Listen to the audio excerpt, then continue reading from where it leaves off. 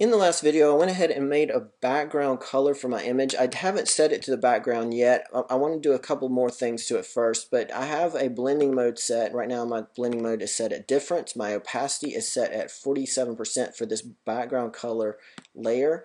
And I have the layer on top of the background. So I can turn off the background. You can kind of see through to, it's like you're looking through an orange glass window to see that cat in the background now. Or you can turn the top layer off and it's like taking the window down and rolling your windows down and looking through a clear window. Now what you can actually do, and I'm going to actually add a pattern in a second, but you can click on that background color layer and click the flyout menu and choose duplicate layer right here, and you could duplicate that layer. I'll just call it background color 2, and I can actually change the blending mode on this top layer, say to darken, and I can change the opacity of that top layer. Let's try a lighten, maybe screen. See what that does. That lightens it up a little bit, and so you can actually blend. It's like having two windows you're looking through now, orange on orange, to see this cat in the background. So you can actually keep building your layers that way. I'm actually going to delete that layer, but that's kind of the premise of what I'm going to be doing in just a second. But what I'm going to actually do is I'm going to make this have a pattern built into it. And so to start with, I want to keep this thing completely contained so I can undo it even at a later point after I save it. So what I'm going to do is I'm going to select this background color layer, and I'm going to choose filter, because I'm going to apply a filter in a moment, and I'm going to choose convert for smart filters up here at the top. Now there's other ways to do this. You could actually go to layer, go to smart object, and choose convert to smart object. Does the exact same thing, but you'll notice my layer now is just kind of an orange rectangle right here. When I do filter, convert to for smart filters, or change that to a smart object, it gives me a warning here. First, I'm just going to hit OK. This is saying it's going to make it a smart object. And now when I zoom into it, you see that little icon right there. That means that this layer is now a smart object. Really, it's just the orange layer that's a smart object. It's kind of like a container, kind of like a Tupperware container. You stack a Tupperware container in a Tupperware container in a Tupperware container in a Tupperware container.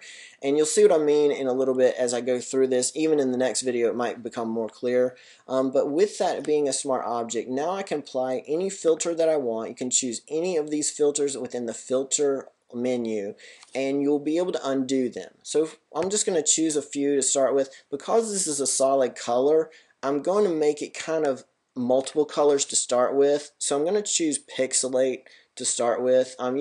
You might have to play around with these a little bit. If you're going to blur orange, just a solid color of orange, it's not really going to show up. So I'm going to choose a filter that makes multiple colors come to life. So I'm going to choose color halftone. I'm going to make the radius kind of a bigger radius. These are going to make little circles, so I'm going to make it 15 pixel circles. And you see those circles now. That's just what that filter does. And you see it broken up. Now it's no longer just orange. If I were to change this to a normal blending mode, you might see it a little bit darker. You might see it a little bit darker if I turn the background on. But that made it kind of an orange of red and green, really, blending mode or filter. You also can note down at the bottom it says color halftone, and I can click the eyeball on color halftone and it turns that off, so it makes it a solid orange color again, kind of that blended color again. And the other thing I can do is I can actually keep going from there. I can go filter. Now I can do filter gallery now that it's more than one color, and I can choose different filters within this filter gallery, and you'll start to see it a little bit more. Because I adjust the opacity, it's not going to be super overwhelming at this point, but you'll start to see it come to life as you click through these. You have sliders on the side of all of these where it will change the attributes or the visual display of each of the filters that you choose. I've got to pick one that works well for this orange color. Actually, probably the neon glowing edges, probably works the best or is most visible. So I can choose the edge brightness, smoothness, and so forth. I'll hit OK. You see that made a filter gallery. It didn't really say neon glow or whatever. It just says filter gallery. Now you can click on the word filter gallery, double click it actually, and I could change that to texture. I think stained glass might work well. You can change the cell size, like that. Kind of looks like a window, I guess. And you can change the light intensity and all of that and adjust it from there. So that kind of makes a different look, which you can see through to see the cat now. Now that I can even take that a step further, I can punch a hole in that window without really breaking anything. Right here you'll see there's a white box by Smart Filters in the Layers panel. If you click on that white box, you'll see a bracket come around that Smart Filter panel, or Smart Filter box, if you want to call it that. It's kind of a mask. It's really a mask for the filters, and you see right now it's just white. If I go to my paintbrush tool, just the regular old brush tool, hit B on your keyboard, it'll jump to the brush tool. I'm going to choose a size of whatever size works for you. I'll try 153. Hardness, I'm going to leave it no, maybe about 50, about 50%. And I'm going to make sure this is painting black or painting white. And you can switch from black to white by switching right here, or hit the letter X on your keyboard. It will jump from black and white.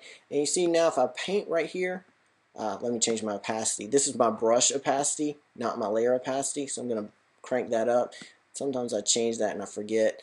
But you see now it painted a little black dot right here, and you see that there's no stained glass right there. So I can erase. It's really not erasing, it's really hiding the stained glass. So I can kind of give that a border or whatever I want to do with that. Now if I hit switch on my keyboard or click this little switch icon, now I can paint white and I can paint the stained glass back in. Now I can even go another step further by changing the opacity like I had set up here, and I can just erase a little bit at a time. I'll change it to 50%. Now this is just for my brush. This is my brush settings. This is the brush that I had set, the hardness, the size. This is blending mode for my brush, just the brush, and this is the opacity for just my brush. So you can set all that just for the brush up right there. I'm going to switch to black and paint that, and you see it doesn't paint straight through, it doesn't punch a hole right through the whole window.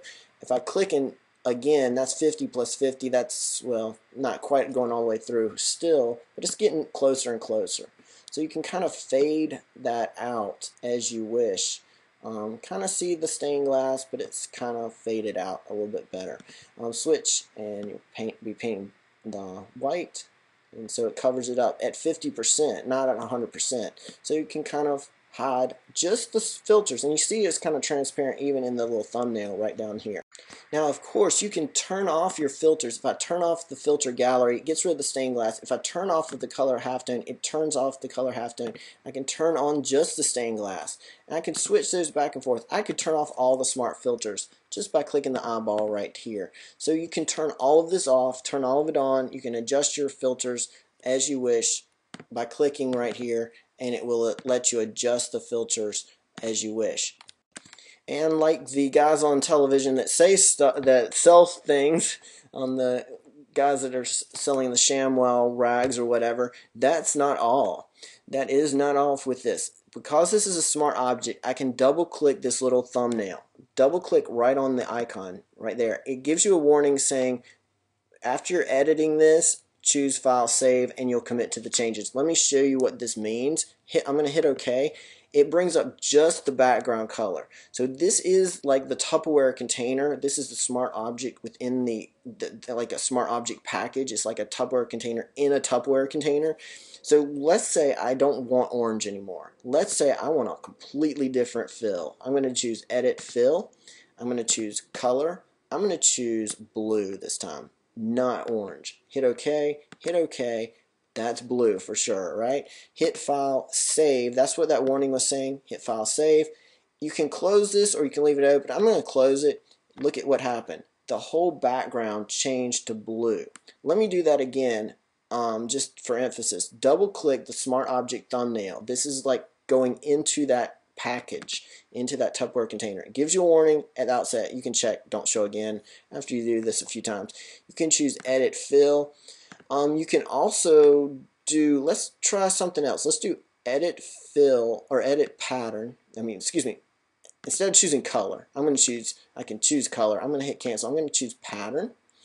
And you've got some patterns here. It only loads 5, so click this little gear icon and it will actually give you a bunch more options here. I'm going to choose, let's try rock patterns. And I'm going to click a pin. That's just going to add to the existing patterns, and it gives you a few options here. There's red rocks and some other rocks.